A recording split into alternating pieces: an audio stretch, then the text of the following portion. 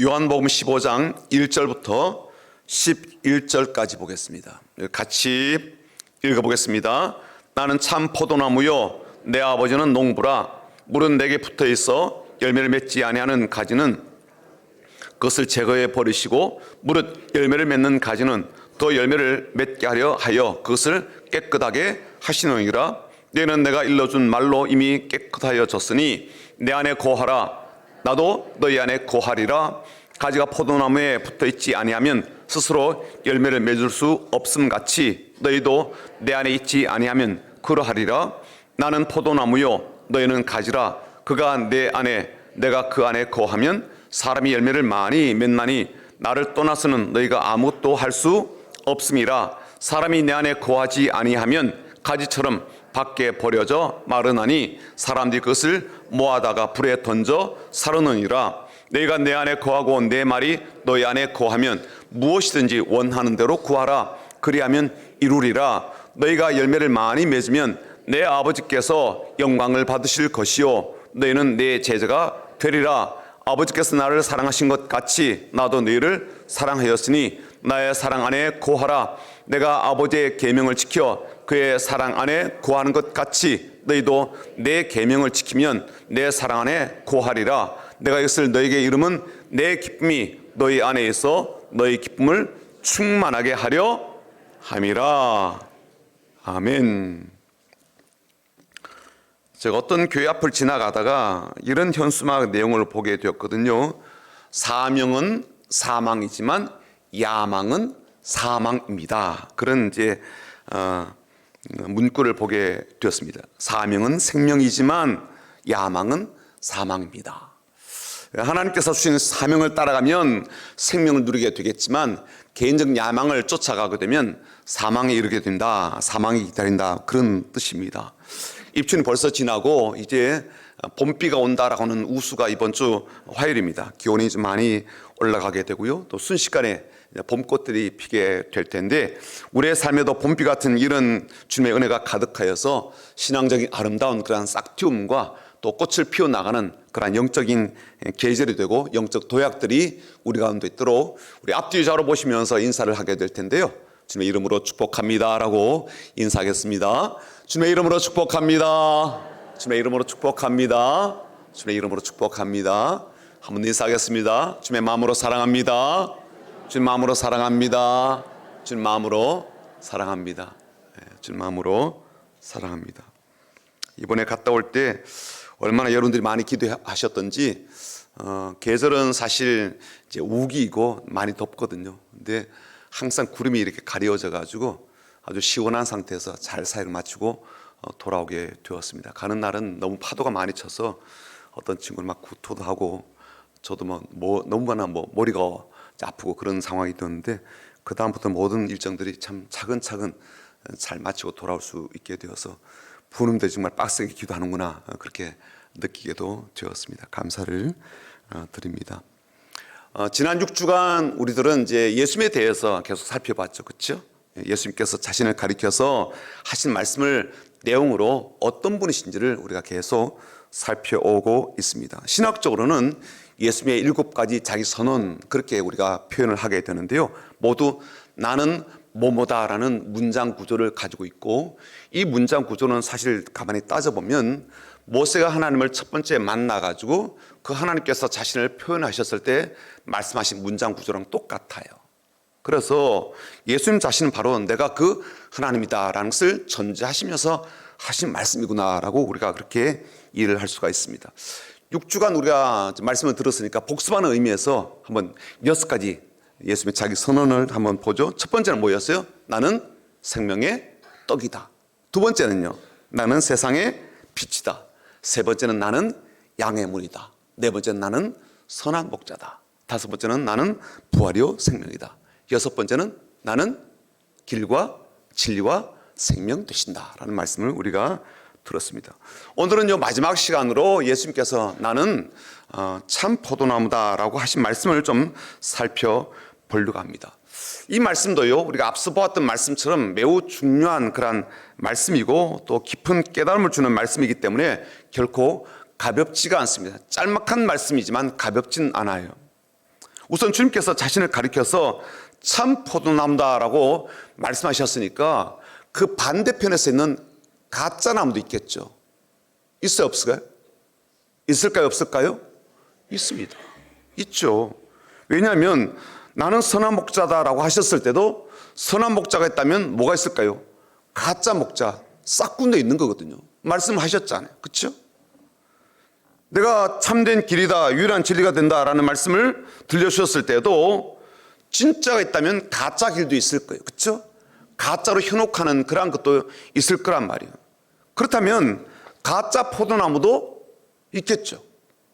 저는 그런 포도나무를 이 가지를 내지 않는 나무, 혹은 열매를 맺지 않는 그러한 나무, 혹은 끝내 말라버리고 죽게 되는 그러한 나무라고 말씀드릴 수 있을 것 같아요.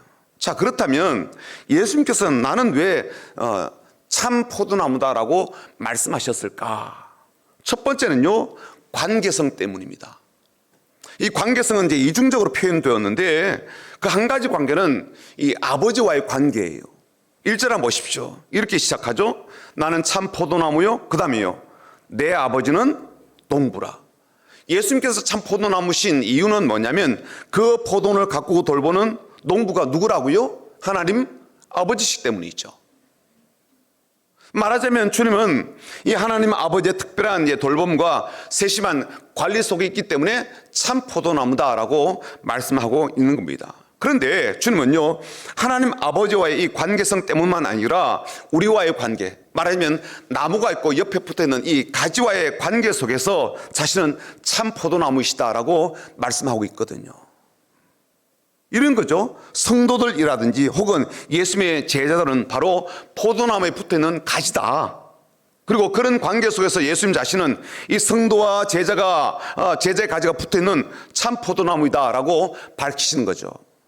이런 관계성은요, 예수님께서 자신이 누구신지를 밝히신 것 속에 항상 교훈해 오신 내용들입니다.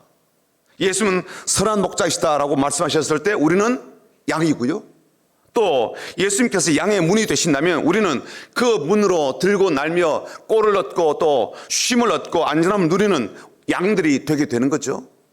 또 예수님께서 세상의 빛이라고 하신다면 우리는 빛이 필요한 존재들이고 혹은 어둠 가운데 있는 존재들이다라고 볼 수 있는 겁니다.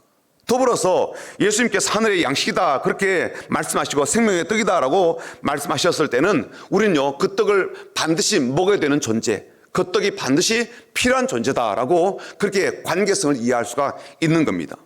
그러니까 예수님은 자신을 어떤 존재로 표현하실 때마다 그 말씀에는 우리가 그분에게 어떤 의미가 있는 존재인지 또 어떤 관계 속에 있는 존재인지를 계속 같이 이야기를 해 주셨던 것이죠.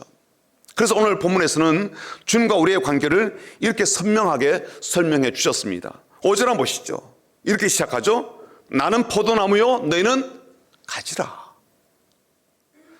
두 번째, 주님께서 자신을 참 포도나무라고 하시고 가지라고 우리 자신을 표현하신 이유는 나무와 나뭇가지의 이 중요한 관계 때문입니다. 포도나무와 포도나무 가지와의 관계가 어떠해야 되기에 이 비유를 말씀하셨을까요? 첫 번째는요, 이 관계는 반드시 절대적으로 서로 붙어 있어야 된다는 거예요. 4절 한번 보실까요? 4절 읽어보겠습니다. 내 안에 거하라, 나도 너희 안에 거하리라. 가지가 포도나무에 붙어있지 아니하면 스스로 열매를 맺을 수 없음 같이 너희도 내 안에 있지 아니하면 그러하리라. 가지는요, 절대적으로 나무에 붙어 있어야 되죠. 이 말은 우리에게 상식이고 보편적인 지식입니다. 가지가 어떻게 나무에서 떨어진 상태로 생존할 수가 있겠습니까? 당연히 가지는 나무에 붙어 있어야 되겠죠. 그런데 이걸요, 사람의 어떤 생활, 사람의 삶으로 옮겨오게 되면 별일이 다 벌어집니다. 말하자면 붙어 있지 않는 경우들이요, 상당수 발생한다는 거예요. 나무에는 그런 일이 없어요, 별로. 근데 사람으로 옮겨오면 이런 일들이 벌어진다는 거예요. 왜 제가 이런 말 하는가 하면 우선 붙어 있다 혹은 붙어 있어야 된다라는 이 말을 한번 좀 의미부터 이해를 해보죠. 식물에서는요, 이 나무에 가지가 붙어 있다라는 말을 썼지만 우리 사람에게는 그렇게 쓰지 않고 거한다라는 말로 쓰고 있거든요. 오늘 본문에 보면 거한다는 말이 무려 여러 번 반복돼서 나오는데 네 구절만 한번 좀 찾아볼게요. 대표적인 건데 4절에서 7절까지입니다. 한번 보시죠. 4절 보시면 내 안에 거하라 나도 너희 안에 거하리라. 그 뒷부분 보시면 너희도 내 안에 있지 아니하면 그렇게 돼 있죠. 그렇죠? 5절도 보십시오.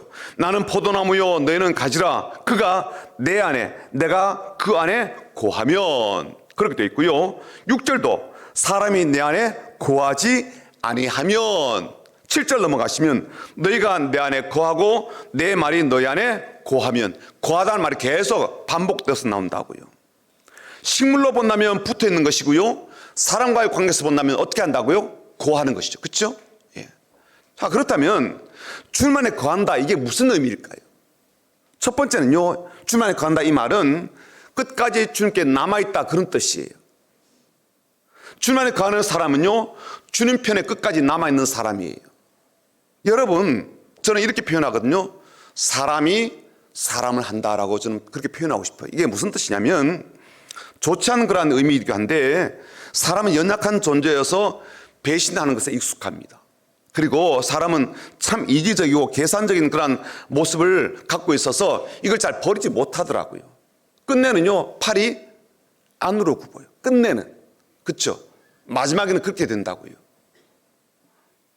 부모와 자식 간에도 내가 이만큼 부었으니까 내가 다 돌려받겠다는 건 아니야. 그러나 최소한 내가 한 것만큼은 아이들이 좀 이해를 하고 알아주었으면 하는 마음이 있잖아요. 그렇죠? 그런 마음 다 갖고 있잖아요. 그리고 그렇게 반응을 보여주지 않으면 적잖은 실망을 하게 되고 신앙적으로도요 환난과 핍박이 있고 어려움이 있게 될 때 주님께 끝까지 남아있고 끝까지 주님 편에 있는 사람이 사실은 주님 안에 거하는 사람이고 주님께 붙어있는 사람인 거죠. 전 그래서 이렇게 붙어있는 게 상당히 힘들다라고 생각을 합니다. 왜냐하면 다들 넓은 문으로 가려고 하거든요. 다들 넓은 길로 가려고 한다고요. 거기는 오지 말라 그래도요 사람 다 갑니다. 그런데 나는 주님께만 붙어 있을 거야 라고 하면서 좁은 문으로 들어가고 좁은 길로 가는 사람은요 많지 않아요. 오라 해도 오지 않습니다. 붙들어도 안 온다고요. 튕겨져 나가고요. 어려워하고요. 포기하려고 하고요. 그래서 주님 안에 거한다 이 말은요 끝까지 주님께 남아있는 사람이다 그렇게 볼 수 있는 거죠. 두 번째 주님 안에 거한다는 것은 주님의 사랑을 받고 힘입어 살아간다라는 그러한 뜻입니다. 9절이에요. 9절 한번 보시죠. 9절을 읽어볼까요? 읽어보겠습니다. 아버지께서 나를 사랑하신 것 같이 나도 너희를 사랑하였으니 나의 사랑 안에 거하라. 결국 사랑이에요. 보니까 주님께서 자신을 포도나무라고 하시고 우리 자꾸만 가지라고 하신 이유가 뭐가 있는가 하면 주님께서 부어주시는 그 사랑, 주님께서 부어주시는 그 긍휼, 주님께서 부어주시는 그 은혜 가운데 그것을 누리며 살라라는 그런 뜻이었더라고요. 뭔가 주님께서 자꾸만 취하겠다 그런 뜻이 아니고 내가 주겠다는 그런 뜻이었더라고요. 이번 비전 트립을 제 가서 이제 확인하고 또 보면서 감동적이었던 게 있었는데요. 저희 항상 가게 되면 그 바탐에 있는 홀리 비전 학교라고 김규식 선교사님이 세운 학교가 있습니다. 거기를 저희들 이제 베이스 캠프로 삼아요. 숙소로 삼고 거기서 이제 준비해서 섬으로 들어가고 다른 교회를 가서 하고 다시 돌아오고 잠자고 또 출발하고 이런 이제 형식이거든요. 가서 이제 학교 아이들을 자연스럽게 보게 됩니다. 그 아이들은 학교에 이제 몇 시까지 오게 되는가 하면 7시까지는 오게 되는 것 같아요. 그러니까 저희들은 이제 아침에 6시 반에 이제 식사를 하는데 미리 내려와서 이제 준비도 하고 그렇게 하거든요. 밥은 우리 학교 선생님들이 준비해 주지만 나머지는 우리가 이제 알아서 먹습니다. 뭐 준비한 컵라면도 먹고 부모님이 싸주신 반찬도 갖고 이제 먹게 되는데 일찍 내려와서 이제 아이들이 오는 걸 보는 거예요, 저는요. 아이들이요, 아마 6시 전부터 오는 것 같아요. 오고 저희는 뭐 6시 한 반쯤 내려와서 보는데 아이들이 계속 등교하고 있는데 어떤 모습을 보게 되는가 하면 아이들이 등교하면요 선생님도 같이 나와 있어요. 그리고 아이들 올 때마다 하이파이브 해주거든요. 다 이렇게 환영하고 맞이합니다. 그리고 하교하는 시간이 있겠죠. 오후가 되면 이제 또 돌아가게 되는데 이때는요 아침에보다 훨씬 더 격하게 헤어지며 인사를 나누게 됩니다. 인도네시아 사람들이 존경하는 사람, 공경하는 사람에게 하는 인사법이 있거든요. 어떻게 하는가 하면 상대방, 말하자면 선생님이나 아니면 목사님이나 다른 분들의 손을 잡고 자기 이마에 대는 거예요. 이렇게 존경합니다. 아니면 손을 잡고 나서 가슴에 이렇게 손을 대거든요. 가슴으로 사랑해요, 가슴으로 존경합니다, 그런 뜻이에요. 이렇게 한다든지 이렇게요. 그럼 아이들이요 하교할 때 그렇게 하는 거예요. 선생님에게 이렇게 하기도 하고 이렇게 하기도 하고. 그 다음에요 폭암기입니다. 선생님께 엄마에게 아이들이 안기도 그렇게 안겨요. 되게 행복해합니다. 이러면서 그러면서 가요. 선생님도 꼭 안아주고요. 하나에 하나에 다 그렇게 합니다. 전 그래서 좀 놀라가지고 이게 다른 공립학교에도 이렇게 하냐라고 성교사님 물어봤죠. 안 한다는 거예요. 그렇게 하진 않는데요. 말하자면 이 홀리비전 학교에서만 그렇게 하고 있다라고 하더라고요. 또 들어보니까 공립학교에서 받는 이제 선생님들 월급하고 홀리비전 학교 선생님들 월급이 차이가 있어요. 어디에 많이 줄 것 같아요? 어디에요? 홀리비전에 더 많이 줄 것 같죠? 노 아니에요. 우리 공립학교보다도 한 20%나 30% 적다는 거예요. 그런데 이 사람들이요, 선생님들이 돈 더 많이 주는데 바라보고 이직하지 않아요. 놀랍지 않아요? 그렇죠? 그러니까 아이들 사랑하는 그 사랑이 찐 사랑인 거예요.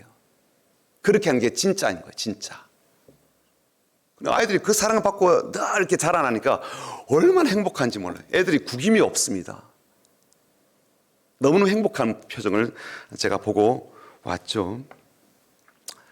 그러니까 이런 어떤 그 환경 속에서 아이들이 자라니까 신앙적으로도 참 탄탄하게 다른 종교를 갖고 있는 부모들이 있거든요. 불교를 혹은 이슬람을 이제 종교적 배경을 갖고 있는 분들이 있어도 아이들은 여기에 보낸다고요. 웃기죠. 너무 좋아요. 저는 이런 이제 교육 방식이 바로 우리 주님께서 꿈꾸시는 교육 방식이 아니겠나. 그리고 신앙생활의 일부분이 아니겠나라고 그런 생각을 갖고 돌아왔습니다. 그 선생님이 아이들을 그렇게 사랑하듯 주님도 우리를 그렇게 사랑하신다고 생각이 되거든요. 그리고 그 사랑 안에 그 사랑 힘입어서 살라라고 말씀하시는 것이죠. 세 번째 주님 안에 거한다는 그 말은요, 그분의 말씀을 듣고 따르며 순종한다, 그런 뜻입니다. 7절 한번 보십시오. 너희가 내 안에 거하고 내 말이 너희 안에 거하면, 그렇게 이야기했고요. 10절 한번 보실까요? 내가 아버지의 계명을 지켜 그의 사랑 안에 거하는 것 같이 너희도 내 계명을 지키면 내 사랑 안에 거하리라 라고 말씀하셨습니다. 이 말씀은요, 우리가 좀 주의 깊게 들어야 될 말씀이에요. 결국 나무에 이 가지가 붙어 있는가 그렇지 않는가라는 것을 결정적으로 확인할 수 있는 부분이기 때문에 그렇거든요. 나무는 보인다고요. 나무는 떨어졌나 붙었나, 가지가 붙었나 떨어졌나 우리가 육안으로 확인이 가능하거든요. 그런데 사람은요, 주님 안에 거하는지 아닌지, 주님께 붙어 있는지 아닌지는요, 확인이 잘 안 돼요. 안 되는데 확인할 수 있는 방법이 이거라는 거죠. 이거. 그렇죠? 나무에 붙어 있는 가지라면, 주님 안에 거하는 사람이라면 이 사람은요, 주님 말씀에 귀를 기울인다는 거예요. 그 말씀을 듣고 따른다는 거예요. 확인이 되는 거예요. 확인이. 믿음이 있나 없나 잘 몰라요. 그러나 확인이 가능하다고요. 확인이 됩니다. 보여진다고 이게. 그리고 이 말씀이 비춰온다면 주님과 같은 공간 안에 있고 혹은 같은 시간대에 있다 할지라도 그분의 말씀을 제대로 듣지 않고 또 듣지 못하고 있다면 주님 안에 거한다고 볼 수가 없다는 거예요. 이거 틀림없어요. 그리고 영원 불변한 법칙과 규칙과도 같다라고 볼 수 있습니다. 말씀을 듣지 않고 따르지 않고 있다면 이 사람은 아무리 성경 지식이 많고 깊고 오랫동안 주님께 예배하고 성님의 삶을 살아왔다 할지라도요, 주님께 붙어 있는가 상당히 의심되는 사람인 거예요. 이번 비전 트립을 이제 가서요, 아이들 가운데 계속 반복되는 현상이 하나 있었어요. 핸드폰을 잃어버리는 거예요. 애들이 핸드폰을. 결국 한 학생은 핸드폰 잃어버리고 왔고요. 다른 한 친구는 귀국길에 또 핸드폰 잃어버렸어요. 왜 이런 일이 저한테 좀 크게 다가왔는가 하면 요즘 아이들은 대부분 핸드폰 없이 못 살거든요. 그렇죠? 항상 끼고 있다고. 어떤 친구는 이거 잃어버리면 막 불안해서 못 견딘다고요. 그 정도예요. 집착이. 항상 소지하고 있고 짬나면 막 핸드폰으로 게임하고 있고 그러잖아요. 그러니까 손에서 놓질 않아요. 근데 잃어버렸어요. 어디에 뒀는지도 모르고 어디에서 잃어버렸는지도 잘 모르는 일이 벌어졌습니다. 왜 그럴까요? 저는 이런 해석이에요. 핸드폰을 늘 붙들고 있어요. 함께 지내기는 하지만 그 핸드폰에 말씀을 듣거나 핸드폰에 충성하고 내 마음을 들여서 핸드폰의 짓을 따른 건 아니잖아요. 그렇죠? 그런 인격체는 아니더라고요. 그러니까 핸드폰이 중요하고 항상 소지하고 가지고 다니고 있긴 하지만 어디에서 잃어버린지 모른 채로 그렇게 다니고 있을 수도 있다라는 거예요. 그리고 이게 우리가 예수님과의 관계에서도 이런 일이 벌어질 수도 있다는 거예요. 애들 몰라요. 어디서 잃어버렸는지 몰라요. 그리고 못 찾았어요. 항구를 다 뒤지고 화장실 다 뒤지고 해도 CCTV 다 확인하고 해도 못 찾았어요. 예수님을 찾고 예배하고 그렇게 살아가긴 하지만 정작 예수님 말씀에 순종함이 없이 사는 삶이기 때문에 실은 예수님 안에 거하지도 않고 예수님께 붙어있지도 않은 삶을 살고 있을 수도 있다는 거예요. 그리고 주님께서 자신을 참 포도나무다라고 하시고 우리를 가지라고 표현하신 세 번째 이유는요, 우리에게 열매를 원하시기 때문입니다. 2절과 4절과 5절과 8절에 공통된 단어들이 나오는데 한번 보시죠. 2절입니다. 무릇 내게 붙어있어 열매를 맺지 아니하는 가지는 아버지께서 그것을 제거해 버리시고 무릇 열매를 맺는 가지는 더 열매를 맺게 하려 하여 그것을 깨끗하게 하시느니라. 4절이요. 내 안에 거하라 나도 너희 안에 거하리라. 가지가 포도나무에 붙어있지 아니하면 스스로 열매를 맺을 수 없음 같이 너희도 내 안에 있지 아니하면 그러하리라. 5절이요. 나는 포도나무요 너희는 가지라. 그가 내 안에 내가 그 안에 거하면 사람이 열매를 많이 맺나니 나를 떠나서는 너희가 아무것도 할 수 없습니다. 8절이요. 너희가 열매를 많이 맺으면 내 아버지께서 영광을 받으실 것이요 너희는 내 제자가 되리라. 농부신 하나님 아버지도 그리고 포도나무 되시는 주님도 오로지 한 가지 목표를 두고 있습니다. 그것은요, 열매를 얻겠다는 거거든요. 그리고 열매를 얻겠다라는 그런 정도가 아니라 아주 많이 얻고 싶어 하시고 그리고 풍성하게 얻고 싶어 하시는 것이죠. 이게 농부의 바람이고 더불어서 포도나무의 열망입니다. 그리고 가지가 포도나무에 이제 붙어 있으면 열매를 맺는 것은요, 당연하고 참 자연스러운 일이죠. 그런데 그런 거둘 열매가 없는 경우들이 발생을 한다는 거예요. 2절 보시면요, 실제로 열매를 맺지 못하는 가지도 있고요, 또 열매가 기대치가 되지 않는 그런 가지도 있습니다. 그래서 농부신 하나님께서 어떻게 이 문제를 해결하시고 처리하시는가 보았더니 첫 번째는요, 열매를 맺지 않는 가지는요, 가차없이 다 잘라버려요. 성경에서는요, 아버지께서 그 가지는 제거해버리신다라고 표현했는데 영어로는요, cut off예요. 싹 잘라버리는 거예요. 안 남겨둬요. 농부신 하나님은요, 이 문제에 대해서 매우 단호합니다. 그러니까 사랑과 긍휼이 크신 분이다 라고 했어요. 대충 봐주거나 뭐 열매가 뭐 없어도 좀 뭐 괜찮지 뭐 이렇게 하시진 않아요. 영어로 된 부분 한번 보시죠. 이렇게 되어 있습니다. He cuts off every branch. 그렇죠? 모든 가지를 싹 잘라버린다는 거예요. 어떤 가지요? In me that bears no fruit. 그러니까 fruit, 열매를 맺지 않는 모든 가지는 싹 다 잘라버리는 거예요. 그만큼 열매가 중요하고 그 열매를 얻고자 그만큼 기다리신다라는 의미가 되겠죠. 그런데 열매를 맺긴 했지만 좀 튼실하지 못한 경우도 있겠죠. 부실한 그런 열매를 맺는 가지도 있을 겁니다. 이때 농부는요, 과감하게 전지 작업을 합니다. 영어로 프루닝, 우리는 가지치기, 이걸 해요. 나뭇가지 이제 일부분을 이제 자르고 다듬어서 열매를 많이 맺도록 하는 작업이 바로 이 전지 작업이잖아요. 오늘 본문에서 이렇게 표현합니다. 2절 한번 보십시오. 물은 열매를 맺는 가지는 더 열매를 맺게 하려 하여 그것을 깨끗하게 한다. 이게 전지 작업입니다. 속가내기, 가지치기. 자, 그렇다면 왜 가지가 나무에 붙어 있지 않는 것인지, 그리고 왜 열매가 적게 맺히는지 이유가 있을 거예요. 그렇죠? 첫 번째, 가지가요 나무에 붙었다 떨어졌다 이 반복하면 이런 현상이 벌어집니다. 가지가 떨어져 나가면 죽게 되죠. 그렇죠? 근데 만약 가지를요 사람이라고 생각하고 우리라고 이제 생각해 볼 때 교회를 잘 다니고 있어서 주님께 붙어 있는 가지라고 생각을 했지만 수시로 주님께 붙었다 떨어졌다, 예? 이렇게 반복하고 있다면 결국 실제적으로는 떨어져 나간 가지와 별반 다를 바가 없는 상태가 된다는 거예요. 이것은요 신앙의 신실함을 잃어버린 채 살고 있는 신앙인들의 이 신앙적 상태가 얼마나 위험한지를 가르쳐 주는 거죠. 예를 들어서 기도를 하더라도 우리가 주님께 맡깁니다 그러잖아요. 맡겼다가 다시 찾아가고 이렇게 반복하잖아요. 그렇죠? 걱정을 맡겨드립니다. 그러놓고 또 집에 가서 또 걱정하잖아요. 염려를 맡겨드렸습니다. 그렇지만 집에 가서도 평안을 누리지 못한다고요. 이게 반복되잖아요. 그렇죠? 그런데 단순히 기도했으면 그렇게 사는 게 아니라 실제적으로 신앙생활 자체가 그런 식의 모습으로 지내고 있다라고 한다면 농부신 하나님께서 일말에 동정심도 갖지 않은 채 가지치기를 한다는 거예요.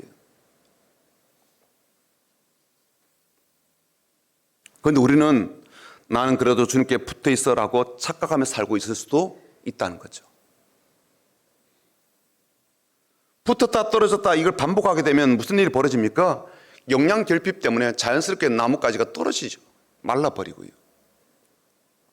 수액도 잘 공급이 안 되고 광합성이든 뿌리에서든 뭐 그런 가지의 성장을 위해서 꼭 필요한 영양소를 잘 받지 못하니까 가지에서 일어날 일은 뻔한 일이죠.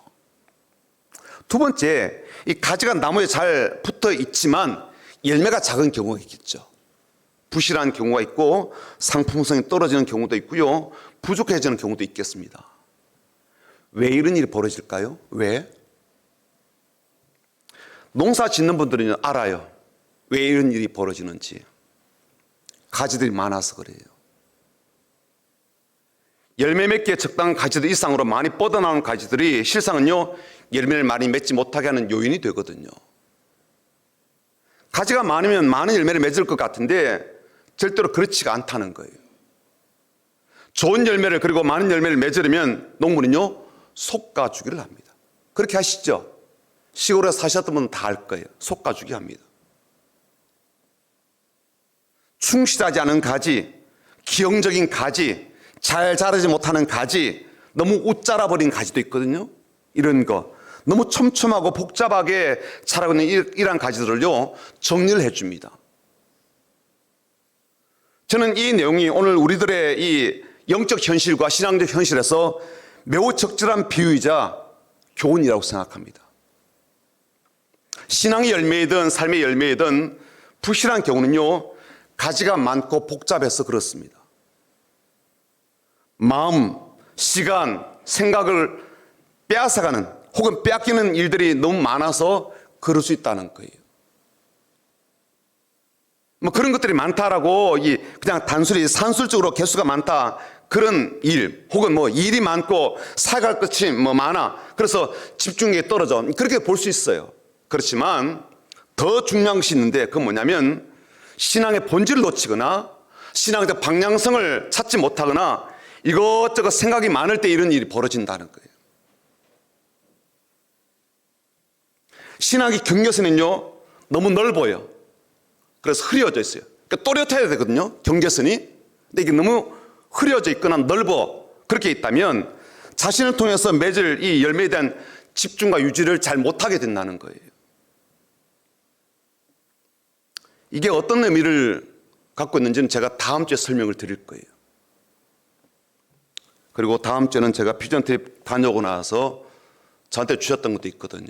매우 중요한 게 있어요. 우리 아이들 통해서 얻게 된 게 있고 저도 보게 된 게 있었기 때문에 그것을 여러분과 좀 나누고 싶습니다. 그리고 우리 아이들에 대한 중요한 교훈을 부모님도 꼭 들으셔야 돼요. 꼭 좀 듣도록 다음 주에 꼭 오시도록 부탁을 드립니다. 또 자녀가 있으신 부모님들은 아이들 교육에 대해서 굉장히 관심이 많으실 텐데 오셔서 좀 들으시면 좋겠습니다. 그리고 교회 미래에 대해서, 우리 교회에 대해서 굉장히 마음을 많이 두신 분들도 꼭 들으실 수 있기를 부탁드립니다. 제가 왜 허리가 아픈데도 갔는지, 또 뭘 보고 뭘 듣고 왔는지, 또 제가 그동안 해왔던 이 목회의 현주소에 대해서 여러분 꼭 좀 말씀을 드릴 게 있어서 다음 주에 무슨 일이 있다 할지라도 오셔야 됩니다. 아시겠죠? 꼭 좀 들으셔야 되고, 또 이게 지금 가은이가 있는데 가은이는 우리 청년들한테 이야기해서 꼭 좀 다음 주에는 청년부 예배 외에도 여기 와서 좀 들었으면 좋겠다고 이야기를 해주면 좋겠어요. 알겠죠? 오케이. 네. 사랑하는 여러분, 우리가 막연한 마음으로 뭐 어떻게 되겠지 그러면요, 이 가지가 말라갈 수 있습니다. 뭐 대충 신앙생활 하는 동안 예수님께 붙었다 떨어졌다 이걸 이제 반복하고 있는 동안 우리는 물론이고 가정도 시들어갈 수가 있습니다. 언젠가 내 자녀들도 뭐 예수님 알 때가 올 거야라고 그렇게 넉넉고 시간을 보내는 동안 농부가 열매 맺지 않는 가지를 제거하듯이 하나님이 우리 자녀들을 우리를 그렇게 하실 수도 있다는 거예요. 이 얼마나 무슨 결과를 초래하는지 우리가 아셔야 됩니다. 아이들 핸드폰 잃어버렸어요. 돈도 잃어버리고요. 탑승권도 잃어버리고 옷도 잃어버리고 뭐 그럴 수 있죠 뭐. 애는 안 잃어버렸으니까. 애 다 데려왔잖아요. 예. 근데 그 아이들도 잃어버릴 수 있어요. 몸은 왔지만요, 마음은 잃어버린 채 올 수 있다. 제가 어제 아침 인천공항에 이제 도착하면서 부모님께 이제 마지막으로 이런 글을 이제 드렸습니다. 단톡방 만들어서 계속 이제 영상도 내용도 올려드렸거든요. 마지막으로 이런 이제 글을 드렸습니다. 한번 보시죠. 이제 인천공항에 도착합니다. 9시 30분 도착 예정입니다. 다들 혼절한 듯 자다가 부스스 깨어나서 한국의 아침을 맞이합니다. 우리에게 익숙한 겨울 아침, 이보다 좋은 선물이 없고 행복한 감사도 없습니다. 창의공항에서 이륙하는데 난기류 만나 덜컹거릴 때는 무안공항의 제주항공 여객기 참사 사건이 불현듯 떠올라 불안한 마음이 잠시 들었지만 마음의 평안함 가운데 그리고 장시간의 비행 끝에 우리의 홈으로 돌아왔습니다. 너무나도 좋습니다. 육체적으로는 피곤하고 잠에서조차 덜 깨어난 상태이지만 그래도 조금씩 몸이 집 냄새에 반응하듯 그렇게 편안함을, 익숙함을 그리고 아주 좋음을 느낍니다. 아이들도 그러하리라 생각합니다. 어떤 아이들은 어제 오후부터 집에 가고 싶다고 이야기를 했으니까요. 그런데 아버님, 어머님, 우리 아이가 얼마나 변해 돌아올까, 그리고 그렇게 변화된 것이 이번에는 얼마나 갈까라고 생각하시죠. 부모로서 기대하고 생각하게 되는 부분입니다. 그런데 이것 생각해 보셨어요? 애들이 변해서 와도 소용이 없는 경우가 대부분입니다. 왜냐하면 부모님은 전혀 달라지지 않았기 때문입니다. 내 아이의 변화만 바라고 있는 그 부모님을 다시 보게 되는 우리 아이들에게 무슨 생각이 들까요? 그들은 여전히 변함이 없는 부모님들을 보면서 자신의 변화를 얼마나 지속하고 싶을까요? 아니면 실망감으로 인해 자신의 변화를 거두어 드릴까요? 제가 생각이 많아진 계기가 있습니다. 아마 그 이야기를 드릴 기회가 있을 거예요. 이번 비전 트립에 아이들에게 분명 깨달음과 깊은 생각과 나름 의미 있는 일들이 있었습니다. 개인차는 있겠지만. 그런데 부모님의 변화가 없이 부모님의 진정한 그리고 지속적인 변화가 없다면 아이들의 그 변화도 그들이 마음에 담곤 크고 작든 크든 작든 그 변화도 금방 생기를 이룰 수 있습니다. 아이들에게 그냥 잘해주라는 말이 아닙니다. 지금까지의 공부 중심, 성적 중심 혹은 부모가 가진 생각 중심의 그 가치관의 변화 없이 아이에게 부모가 원하는 변화를 기대하고 요구하는 것 자체가 공평하지도 않고 상식적이지도 않음을 이야기하고 싶습니다. 상식이에요? 공평해요? 아니라고 생각이 들더라고요. 그렇잖아요. 아이들한테 그런 변화를 요구하고 기대한다면 아이도 당연히 부모에게 그런 기대가 있죠. 그래 쌤 아닙니까? 그래 공평하잖아요. 근데 기울었어요. 아이들한테 요구하는데 나는 아니더라고요. 공평치가 않아요. 상식적이지도 않고요.